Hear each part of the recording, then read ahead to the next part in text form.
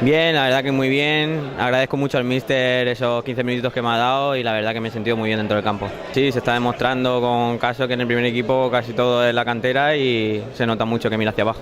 Sí, bueno, sí, se echa de menos siempre a jugadores que tienen mucha calidad y pienso que todos los jugadores que están lesionados, pues esperamos que se recuperen rápido, así damos todo al completo. ¿Por qué no? Nosotros tenemos un gran equipo,